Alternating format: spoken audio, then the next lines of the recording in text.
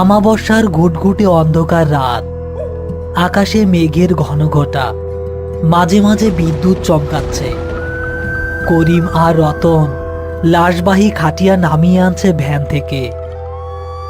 আজকের লাশটা অন্য দিনগুলোর চেয়ে একটু আলাদা। পরনে লাল বেনারসি, হাতে চুড়ি, কিন্তু শরীরটা কাদামাটিতে মাখামাখি। রতন, পায়ের ওই দিকটা ধর, সাবধান, শাড়িতে যেন পা না লাগে। ভাইজান, কলিজাটা কেমন যেন মোচর দিয়া উঠতাছে। দেখেন, একদম নতুন বউ, হয়তো বাসর ঘরে যাওয়ার কথা আছিল, আর আইলো কি এই গোরস্থানে। হ্যাঁ, কপাল রে রতন, সবই কপাল। কার বাসর কই লেখা আছে কেউ জানে না। এই মাইয়া হয়তো স্বামীর ঘরে যাওয়ার জন্য সাজছিল, কিন্তু মরণ উড়ে টাইনা নিয়ে আসলো মাটির ঘরে। শরীরটা তো একদম ঠান্ডা বরফ। কিন্তু ভাইজান, একটা জিনিস দেখছেন?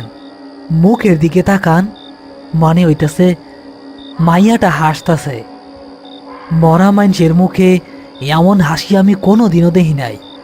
চুপ থাক রতন, লাশের হাসি কান্দন নিয়ে কথা কইতে নাই, তাড়াতাড়ি কাম সারতে হইব। আকাশটা তেমন ভালো না, ঝড় নামবো মনে হইতেছে। ইনি হচ্ছেন করিম শেখ। লাশের সাথে তার কারবার বহু বছরের, কিন্তু আজকের লাশটা তাকেও ভাবিয়ে তুলেছে।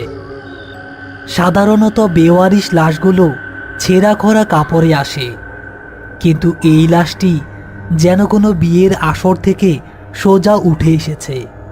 পুলিশ জানিয়েছে রেল লাইনের পাশের ঝোপে লাশটি পাওয়া গেছে, কিন্তু শরীরে বড় কোনো আঘাতের চিহ্ন নেই। মনে হচ্ছে যেন ঘুমিয়ে আছে।